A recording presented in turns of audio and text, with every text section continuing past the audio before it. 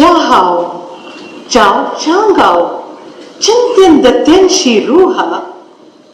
You all are probably scratching your head wondering what on earth I am talking. In fact, this was supposed to be Mandarin, or at least my attempt at it. I was trying to ask you all about the weather. I'm sure if I continued like this, all of you would soon lose interest. Even if someone here knew the language, I'm pretty sure they'll also be confused like all the rest of you. Because let's just face it, my Mandarin speaking skills are non-existent. Can you imagine a situation where you're unable to understand people around you, or you're unable to convey your thoughts and emotions to others? We all agree that communication is crucial for us humans. As social beings, we feel the need to connect to others and share our emotions and feelings. We communicate in multiple ways, verbally, through gestures or pointing, using sign language, through our body language, or even through written language. And spoken language especially is most important for social interactions. There's this very interesting quote by Daniel Webster which explains the power of communication. He said, "If all my possessions were taken from me with one exception, I would choose to keep the power of communication, for by it, I can soon regain all the rest." Did you know that there are millions of children out there with various disorders who are unable to express even their most basic needs? And millions of children with speech impediments like stammering or unclear speech who are being bullied mercilessly. The challenges of all these children are not new to me. As a practicing speech language pathologist since more than 2 decades, I've been treating countless children with autism, hearing impairment, cerebral palsy, Down syndrome, etc. I once happened to meet this very adorable 2.5-year-old boy who came with his mother to our clinic. His mother asked him to greet me, and with with a very cute, not so clear voice, he replied, "Namaste." She then told me excitedly that her son can name the capitals of 60 countries. I was genuinely impressed. At 2.5 years, this is incredible, right? In fact, most of the toddlers I see every day in my practice are still trying to figure out how to ask for maybe something as basic as a glass of milk without using pointing and gestures. At her request, this boy started rattling off the names of countries and capitals in his charming voice. Turkey, Istanbul, Spain, Barcelona, Canada, Toronto, Australia, Canberra, went on. I was thinking to myself, if there was a game show called "Are You Smarter Than a Toddler?" I might be in serious trouble. After his impressive performance, I turned to his mother and asked, "So what's your concern? Why are you here to meet me?" And just like that, the floodgates opened. She started sharing her worries about her child's frequent tantrums and behavior issues. I couldn't help but wonder whether she was talking about the same calm and cute child who was sitting in front of me. As she kept talking, the bigger picture emerged. This child, who could rattle off names of capitals and countries like a mini geography expert, was actually struggling with social communication. He was unable to express his most basic needs verbally and had to rely on a lot of pointing and actions. So imagine the situation. The children, sometimes his pointing is so vague that the parents are constantly playing a guessing game. Is he pointing to the cookies or the toy car? So this often led to a lot of epic toddler tantrums that could rival even the most dramatic TV shows. The parents were fed up. So this is one of the examples of the many challenges which children with communication difficulties face. Some of them can produce sounds, but they are unable to form proper words. Others excel at rote learning. They can recite the alphabets, even name pictures in books, or even list out trivia. But they don't have adequate understanding of language to be able to communicate effectively. Imagine the frustration these children and their parents go through. Every single day is a challenge and a struggle because of various problems like difficulty in being able to express themselves or difficulty in functioning independently, difficulty in gaining admission to schools, poor academic performance, lack of low self-esteem and even social exclusion. Now let's contrast this with another scenario. I once visited a friend whose 3-year-old told me her desire to grow up faster.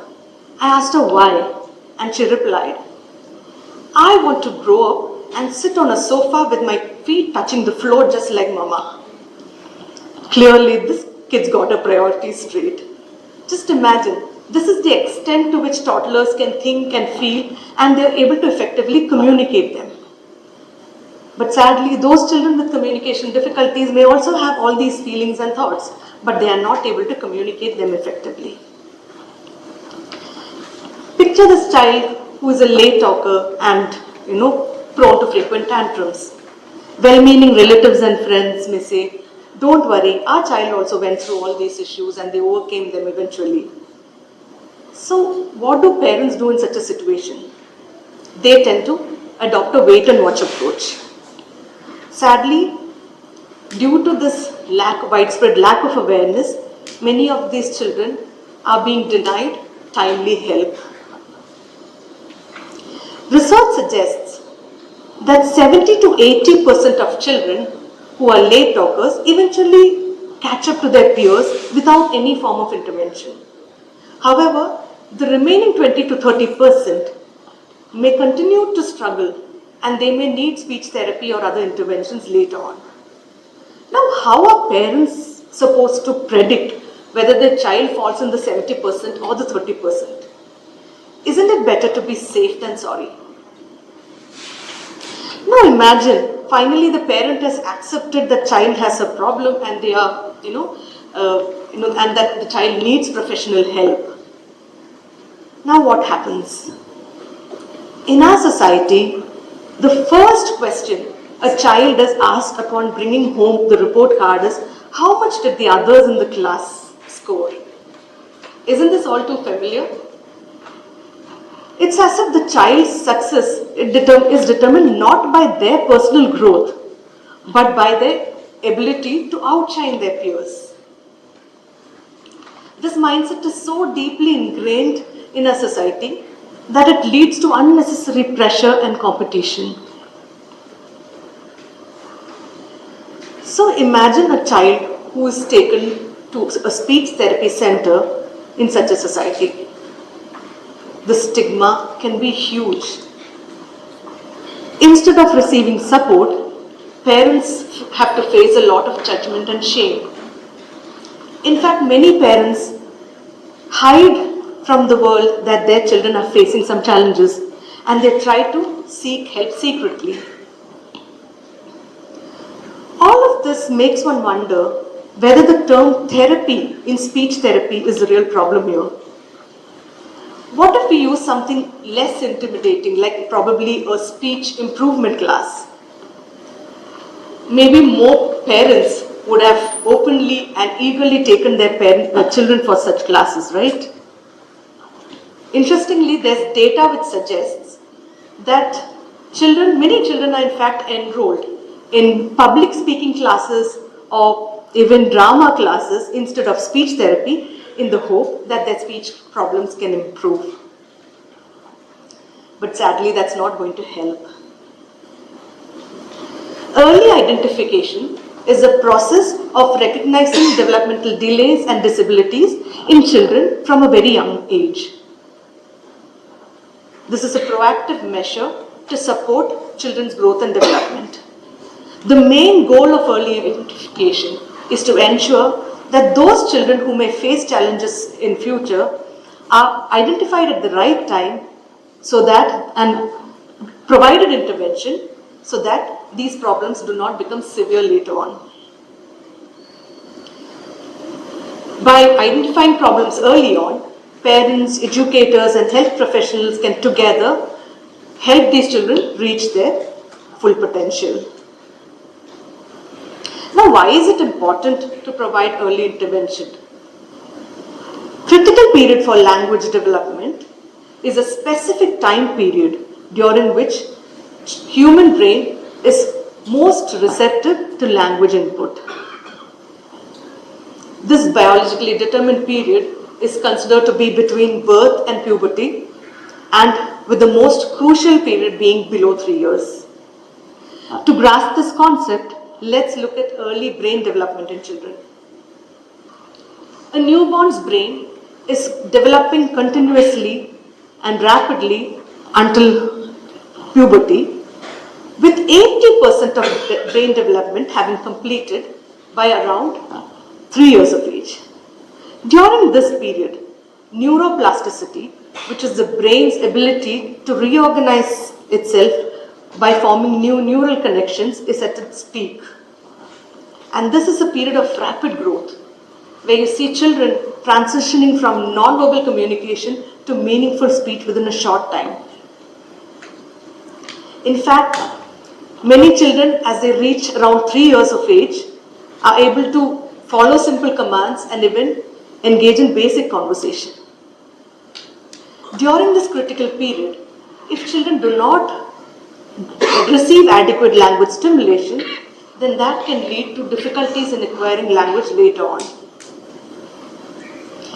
During this period, it's also important to address different challenges in motor development, cognition, attention, imitation, and all these other challenges which could hinder the development of speech and language. The impact of early intervention cannot be overstated. It's not just about helping children improve their language and communication skills. It's about giving them the opportunity to thrive and giving families a chance to live a life without the constant burden of worry. Consider this. Timely intervention could have prevented so many traumatized young adults from flocking to therapy centers because their speech impediments are affecting their future prospects. It could have, in fact, prevented the helplessness of so many parents who are struggling because their children are fully dependent on them.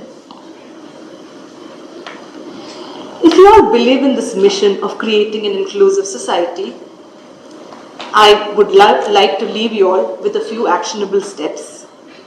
Firstly, if you come across a child with a developmental challenge, gently guide the parents towards the right resources and support. Advise them to seek professional help instead of waiting and watching. And also, each one of us can help in dispelling myths and raising awareness about early intervention in our communities.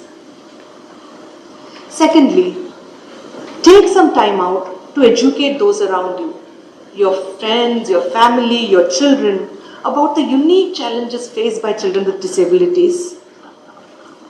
It's easy to sympathize with them, but they do not need our sympathy. Promote empathy and understanding instead. Do not treat them as special, but recognize them as different yet equal.